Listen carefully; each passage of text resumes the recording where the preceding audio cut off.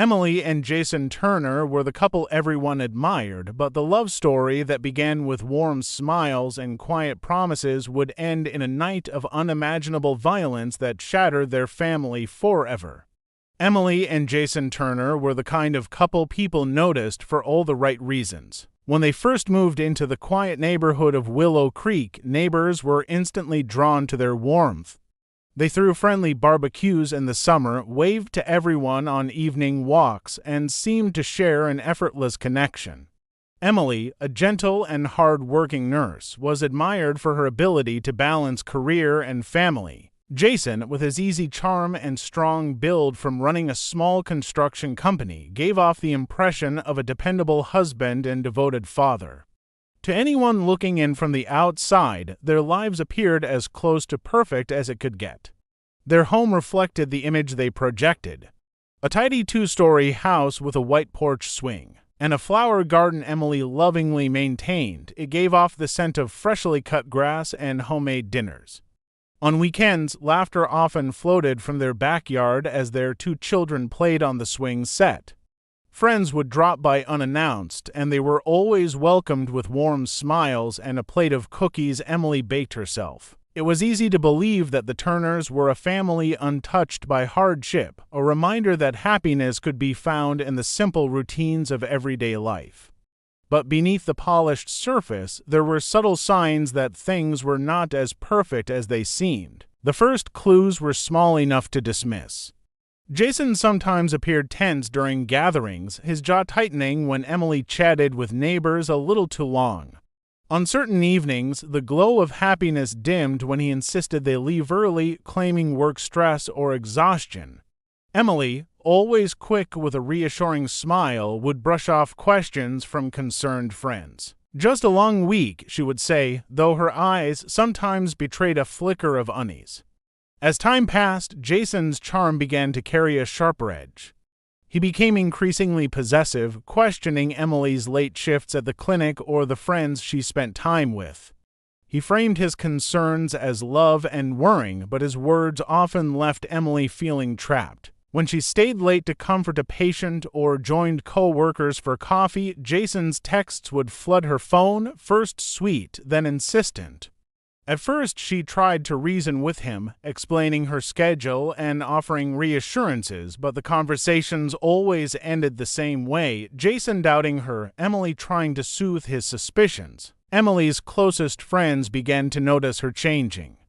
She laughed less freely, chose her words carefully, and often canceled plans at the last minute. When asked if everything was all right, she offered excuses about work or the children needing her. Jason, meanwhile, kept up his friendly façade, making it easy for outsiders to believe the Turners were simply busy with life. Even the children, too young to understand, sensed the shift in their home.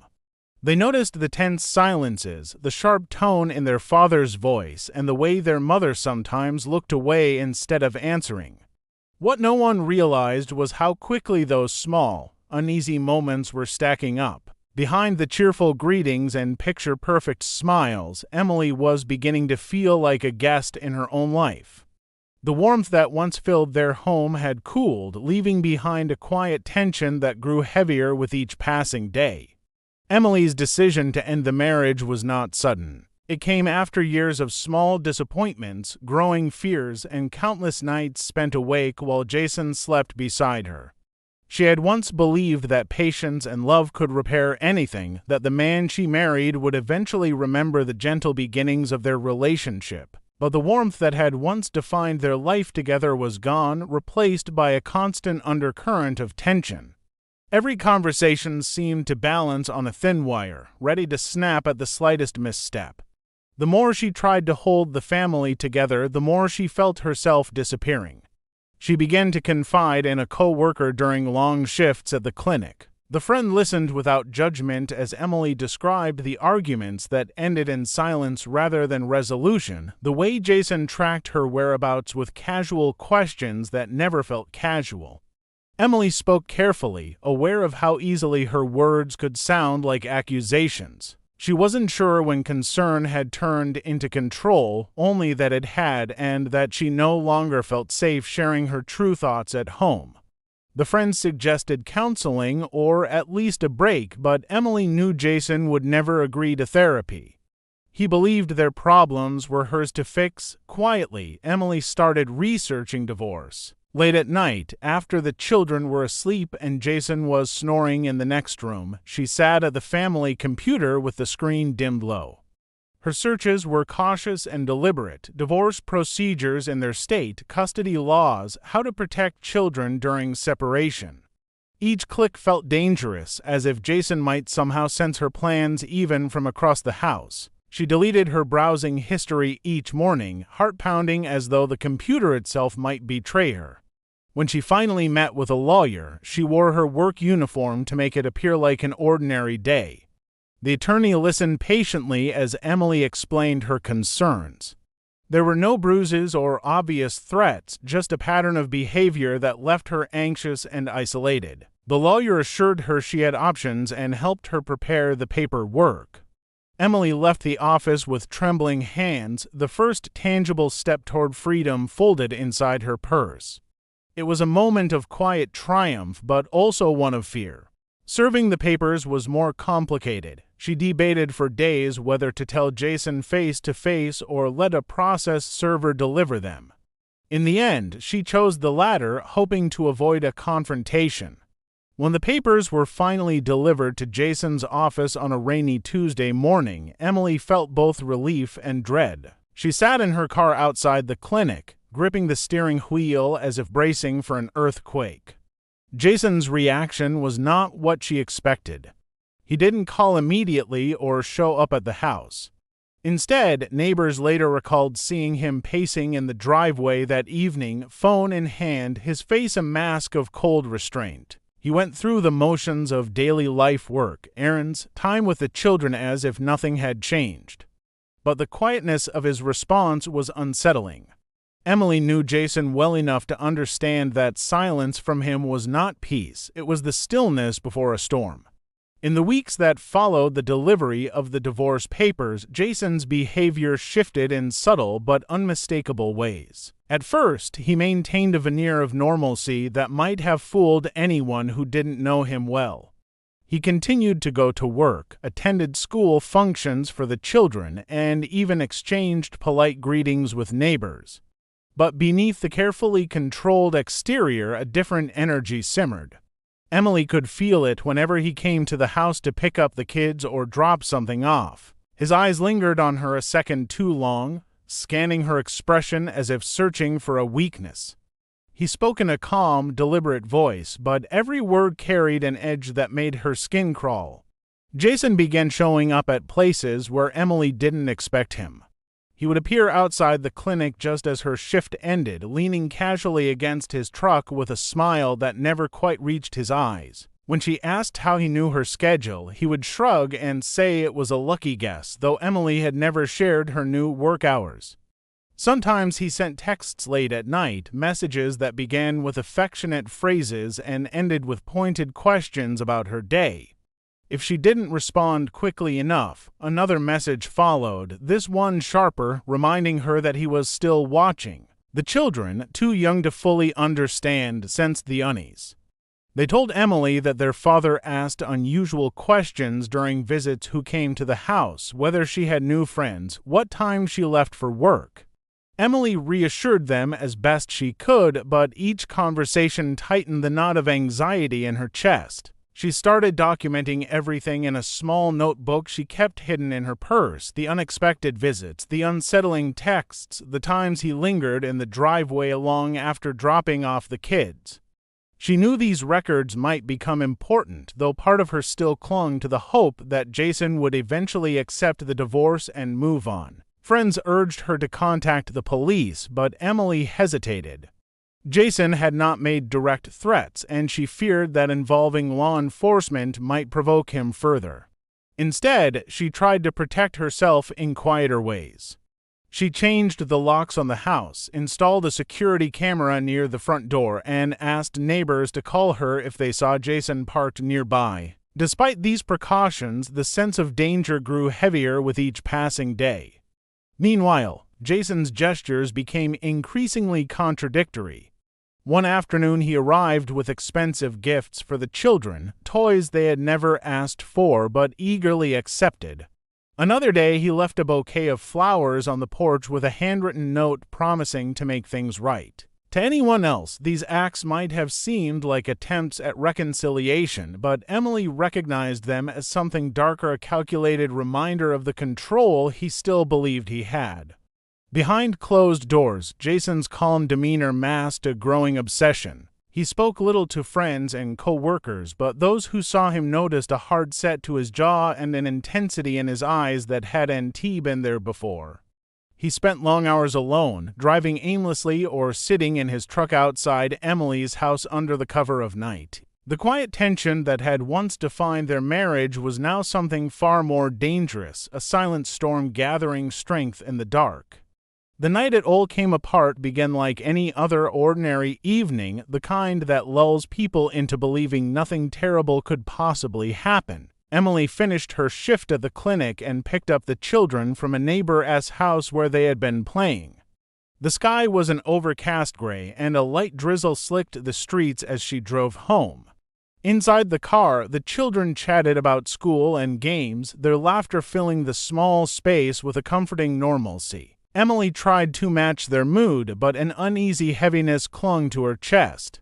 She had noticed Jason's truck parked near the clinic earlier, though he hadn't approached her. She told herself it was coincidence, yet the thought followed her like a shadow all the way home. When they arrived, the house seemed quiet and still. Emily unlocked the front door and ushered the children inside, relieved to be back in the familiar warmth of their living room. She set down her bag and began sorting their school papers, trying to shake off the nervous energy that had been building all day. She didn't hear the sound of the back door opening over the rustle of papers and the children's voices. Jason was already inside before she even realized he was there. He stepped into the hallway with a calmness that froze Emily where she stood. He wasn't shouting or making threats, just standing with a look that was far more unsettling than any outburst. The children noticed him first and ran toward their father, but he barely acknowledged them. His eyes were fixed entirely on Emily, cold and unblinking. In one fluid motion, he reached into his jacket and revealed the handgun he had concealed. The sight of the weapon turned the air in the room sharp and heavy, a silence so complete that even the children's voices died mid-sentence. Emily's mind raced as she tried to process the scene unfolding before her. She raised her hands instinctively, a futile gesture of protection and pleading all at once. Jason's voice, when it finally broke the silence, was low and deliberate, though the words themselves barely registered through the pounding of her heart. The children began to cry, their small bodies trembling as they clung to each other. The tension in the room snapped like a stretched wire as Jason lifted the gun and aimed it at the woman who had once been his partner in everything. The gunshot echoed through the house like a violent crack of thunder. Emily collapsed instantly, the sound of the children's screams piercing the night as neighbors later described hearing a single, unmistakable blast. Jason stood motionless for a moment, his face devoid of emotion, the gun still raised as if his body hadn't caught up with what he had done. The children, terrified and sobbing, remained frozen in the corner, their wide eyes fixed on their father. Outside, a dog barked in response to the sudden noise, and a porch light flicked on across the street. Jason finally lowered the weapon and sank onto the floor, his shoulders slumping under the weight of an act that could never be undone. The house that once held family dinners and bedtime stories was now filled only with the echoes of violence, a chilling silence broken only by the cries of two children whose lives had been changed forever. Police cars flooded the quiet street within minutes of the neighbors' frantic calls, their flashing lights casting harsh red and blue streaks across the rain-slick pavement. Officers rushed toward the Turner home, weapons drawn, prepared for a standoff that never came. Inside, they found a scene so haunting it would remain with them for years. Jason sat slumped against the living room wall, the handgun resting on the carpet beside him.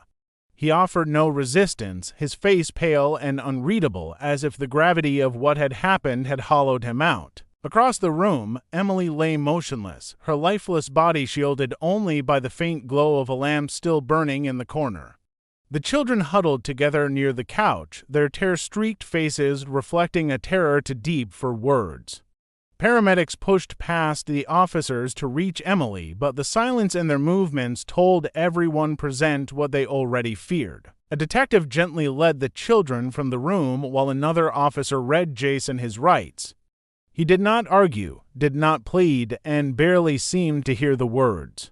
He rose slowly when ordered, hands trembling slightly though his eyes remained fixed on some distant point beyond the chaos around him. To the officers, it was as though he had stepped outside himself, observing the destruction with the detachment of a stranger. News of the tragedy spread through Willow Creek before sunrise. Neighbors who had once shared cookouts and casual sidewalk chats awoke to the sound of sirens and the shocking realization that the family they admired had been shattered overnight. Parents clutched their own children a little tighter as they watched investigators move in and out of the Turner house, carrying evidence bags and photographing every detail. The white porch swing, once a symbol of calm evenings and family joy, now stood as a grim reminder of how quickly a life can collapse. Jason was booked into the county jail on charges of first-degree murder, his mugshot capturing the blank stare of a man who had crossed an irreversible line. Reporters swarmed the courthouse as prosecutors prepared a case built on weeks of documented harassment, text messages, and Emily's divorce filing. Friends and co-workers came forward with stories of her growing fear, painting a picture of a woman trying desperately to protect her children while navigating the quiet threat of a husband she no longer recognized. Each revelation deepened the community's grief and disbelief. The children were placed in the care of Emily's sister, who arrived within hours of the shooting. Social workers worked carefully to shield them from the public eye, knowing the trauma they carried could not be erased by time alone. Counselors described their road to healing as long and uncertain, marked by nightmares, questions with no answers, and the painful understanding that the person meant to protect them had caused their greatest harm. As the legal process unfolded, the case became more than a local tragedy. It served as a chilling example of how control can turn into violence without ever appearing obvious to outsiders.